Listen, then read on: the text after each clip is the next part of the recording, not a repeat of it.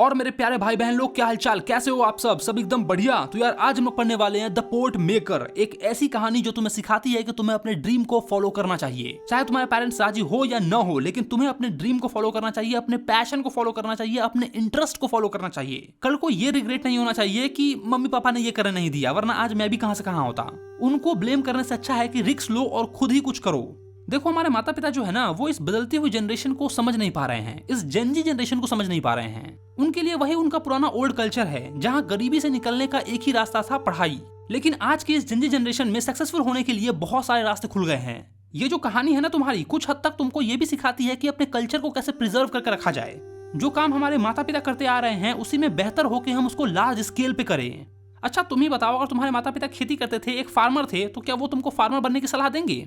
वो कभी नहीं चाहेंगे। वो चाहेंगे कि तुम पढ़ लिख कर कुछ अच्छा करो। लेकिन अगर तुम्हारा फार्मिंग में इंटरेस्ट है तो तुम उसको परस्यू कर सकते हो आगे। टेक्नोलॉजी का यूज करके फार्मिंग को हम बहुत ही लार्ज स्केल पे कर सकते हैं। हाँ थोड़ा खर्चे वाला काम है, फंडिंग की जरूरत पड़ेगी, लेकिन अगर इंटरेस्ट है तो तुम इसको कर सकते हो। तो जो भी तुम्हारा इंटरेस्ट है उसको फॉलो करो, चाहे तुम्हारे माता पिता चाहे या न चाहे। अपने दम पे रिस्क लो और कामयाब होकर दिखाओ उनको। देखो स्ट्रगल बहुत होगा, बहुत ही मेहनत करनी पड़ेगी तुमको, लेकिन आगे चल के अपने माँ बाप को ब्लेम करने से अच्छा है कि आज मेहनत कर लो। तुम्हें क्या लगता है मेरे माता पिता चाहते थे कि मैं एक यूट्यूबर बनूं? नहीं भाई, वो भी चाहते थे कि पढ़ लिख कर मैं किसी कंपनी में जॉब करूं। लेकिन मैंने रिस्क लिया, बहुत स्ट्रगल किए, बहुत सारे लोगों के ताने सुने और आज मैं यहाँ पर हूँ। मैंने अपने जीवन में बहुत कुछ नहीं उखाड़ लिया है, अभी भी स्ट्रगल कर रहा हूँ, लेकिन मैं अपने इंटरेस्ट को फॉलो कर रहा हूँ, जिसमें मुझे मजा आता है ना भाई, मैं वो फॉलो कर रहा हूँ। तो तुम्हें भी यही सलाह दूंगा कि अपने इंटरेस्ट को फॉलो करो, लेकिन हाँ उसमें मेहनत तुमको करनी पड़ेगी, बहुत स्ट्रगल करना पड़ेगा। तो चलो यार, ज्ञान की बातें बहुत हो गई, इस कहानी को शुरू करते हैं और देखते हैं कि कैसे एक सेंटिला नाम की लड़की जो है वो अपना पैशन फॉलो करती है। दरअसल उसकी माँ जो होती है ना, वो एक पोर्ट मेकर होती है, कुम्हार होती है, और वो अपनी बच्ची को वही कला नहीं सिखाना चाहती थी, क्योंकि उसको पता था कि इसमें पैसे ना बहुत ही कम है, मेहनत बहुत ज्यादा है और पैसे बहुत कम हैं। लेकिन फिर भी सेंटिला जो है ना, वो पोर्ट मेकर ही बनना चाहती थी। चलो कहानी शुरू करते हैं, चीजें तुमको समझ में आने लगेगी। जब सेंटिला इतनी बड़ी हो गई कि अपने माँ के साथ खेतों में जंगलों में जा सके, तब वो एक सपना देखने लगी। अपने माँ की तरह, अपने दादी की तरह एक कुम्हार बनने का सपना देखने लगी, एक पोर्ट मेकर बनने का सपना देखने लगी। लेकिन उसकी माँ अरेलना नहीं चाहती थी कि वो एक पोर्ट मेकर बने। वो उसको वेवर बनाना चाहती थी, एक बुनकर बनाना चाहती थी जो कपड़े को बुन सके। वेवर वो होता है ना जो धागे से कपड़े को बुनता है। ये सिलाई करने से डिफरेंट होता है। सिलाई में क्या होता है कि हमारे पास कपड़ा होता है, उसको काट काट के हम शर्ट वगैरह पैंट वगैरह सिलते हैं, लेकिन वेवर क्या करता है, धागे से कपड़ा बनाता है। वो कपड़ा बनाता है तभी सिलाई वाले जाके उसको सिलते हैं। तो उसकी माँ उसको एक वेवर बनाना चाहती थी, एक बुनकर बनाना चाहती थी। जिन दिनों उसके माता पिता खेतों में जाते थे, वो घर पर रहने में कामयाब हो जाती थी और वो कुशल कुम्हारों के पास जाकर, जो एक्सपर्ट है स्पोर्ट मेकिंग में, उनके पास जाकर वो हुनर सीखने लगती थी। पहले तो वो लोग उस छोटी सी बच्ची की जिद पे हंसते थे। जब सेंटिला बोलती थी ना कि चाचा हमरो सिखावा, तो वो बहुत ही हंसते थे, क्योंकि उनको ऐसा लगता था कि वो बहुत ही जल्द इस कला के प्रति अपने बचकाने जुनून से बाहर निकल जाएगी। यानी कि जो पोर्ट मेकिंग सीखने का सेंटिला का जुनून है ना, उससे वो बहुत जल्द बाहर निकल जाएगी, जब उसको ये एहसास होगा कि ये काम कितना डिफिकल्ट है और इसमें कमाई भी नहीं होती है। लेकिन सेंटिला अपनी जिद पे अड़ी रही और उनसे वो कला सीखने लगी। उनको ऑब्जर्व करने लगी कि कैसे कैसे वो लोग बनाते हैं। सेंटिला ने अपने घर पर मिट्टी के बर्तन बनाने के प्रति अपने आकर्षण का खुलासा नहीं किया था, यानी कि उसने अपने घर पर यह नहीं बताया था कि मुझे इस चीज में इंटरेस्ट है, क्योंकि एक रात उसने अपने माता पिता को बात करते हुए सुन लिया था। उसकी माँ उसके पिता से न शिकायत कर रही थी कि सेंटिला का बुनाई में कोई भी इंटरेस्ट नहीं है और मैं उसे मिट्टी के बर्तन बनाना नहीं सिखाऊंगी, पोर्ट मेकिंग नहीं सिखाऊंगी, क्योंकि इस काम में मुझे कभी खुशी नहीं मिली। इतनी मेहनत के बाद बस थोड़ी सी कमाई हुई। यहाँ से 16 किलोमीटर दूर पैदल जाना होता है नदी किनारे, जहाँ मिट्टी के बर्तन बनाने के लिए लाल और भूरी मिट्टियाँ मिलती हैं। फिर नदी किनारे तक एक ढलान से नीचे उतरना होता है और गांव तक भारी बोझ उठाकर लेके आना होता है। इससे कमर में दर्द हो जाता है। फिर सख्त मिट्टी को नरम करने के लिए बांस के सिलेंडर में कूटने का काम भी थका देने वाला काम है। कई बार तो मैं इतनी थक जाती हूँ कि बर्तन बनाते बनाते साँचा मेरे हाथ से गिर जाता है और मुझे फिर से शुरू करना होता है। इतनी मेहनत के बाद मिट्टी के एक बर्तनों का बैच तैयार करने में महीनों लग जाते हैं और बदले में मिलता क्या है, बस कुछ पैसे। लेकिन अगर सेंटिला बुनाई सीख लेती है तो परिवार के लिए पर्याप्त कपड़े जुटाने के अलावा भी बहुत अधिक पैसा कमा सकती है। मतलब अगर सेंटिला वेविंग सीख लेती है, बुनाई का काम सीख लेती है, तो अपने फैमिली के लिए तो कपड़े बुन ही लेगी, इसके बावजूद बेच कर भी पैसा कमा सकती है, जो कि पोर्ट मेकिंग की कमाई से बहुत ज्यादा होगा। बुनाई करना मिट्टी के बर्तन बनाने की तरह गंदगी का काम नहीं है। इसे घर के अंदर किया जा सकता है और किसी भी मौसम में किया जा सकता है। साथ ही एक शॉल बुनने में लगने वाला समय भी बहुत कम होता है और उससे मुनाफा भी अच्छा होता है।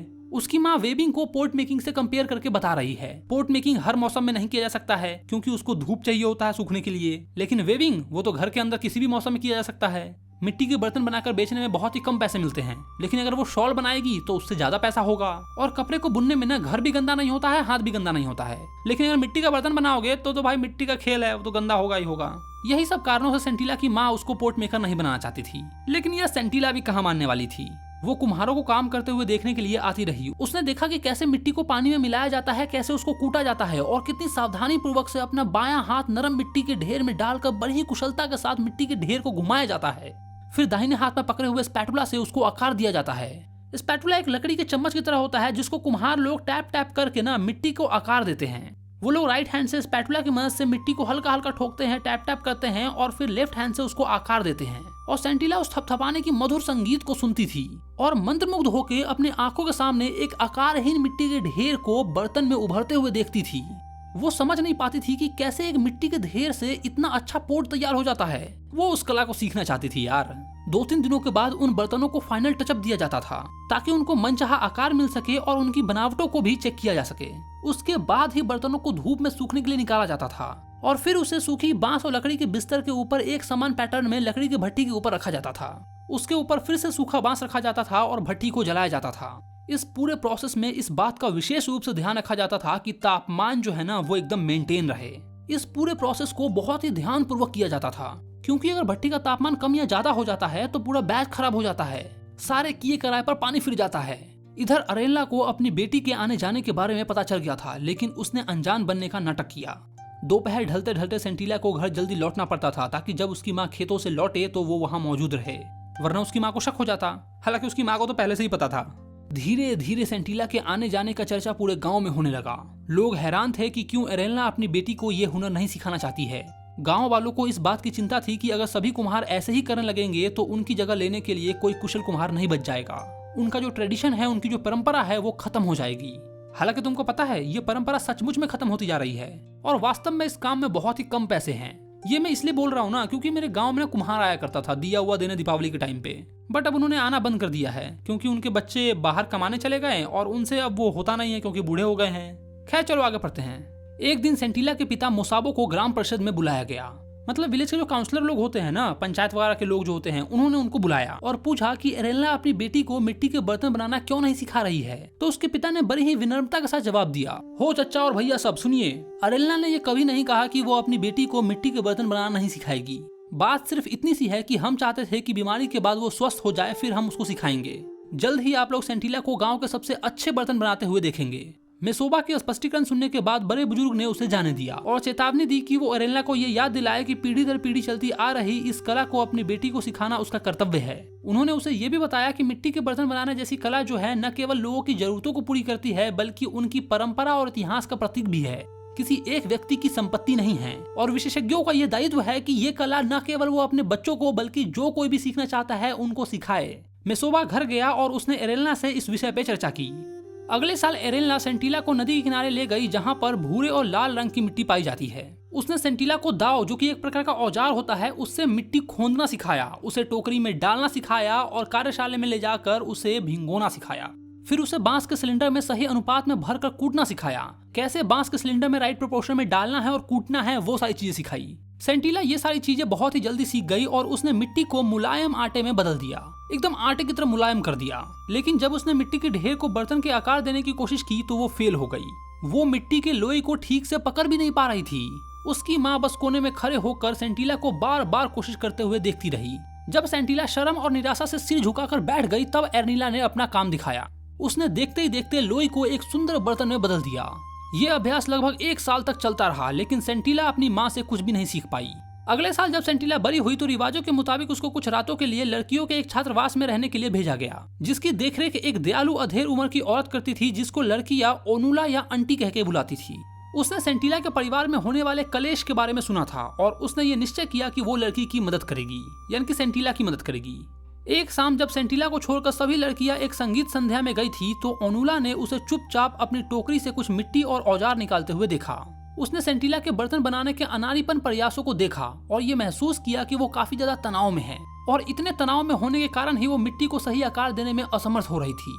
जब सेंटिला थक गई और मिट्टी के ढेरों को जमीन पर नीचे गिराने लगी तो ओनुला गई उसके पास और बोली, चिंता मत करो नन्ही बच्ची, मैं तुम्हें एक सुंदर बर्तन बनाना सिखाऊंगी। सेंटिला आश्चर्यचकित होकर देखती रही जब ओनुला ने एक सुंदर बर्तन बनाया और फिर से उसे कोशिश करने को कहा। सेंटिला ने एक मिट्टी का टुकड़ा लिया और पहले कभी न महसूस होने वाले आत्मविश्वास के साथ और अभी अभी मिले हुए निर्देश का पालन करते हुए फिर से वो प्रयास करना शुरू कर दी। उसने एक सुंदर बर्तन बना लिया और जब बर्तन बनकर तैयार हो गया तो वो वहीं पर बैठी रही और अपनी रचनाओं की प्रशंसा करने लगी कि वाह, मैंने बर्तन बना लिया। लेकिन ओनुला ने उसको समझाया कि बर्तन का मुंह जो है वो बिल्कुल गलत बना है।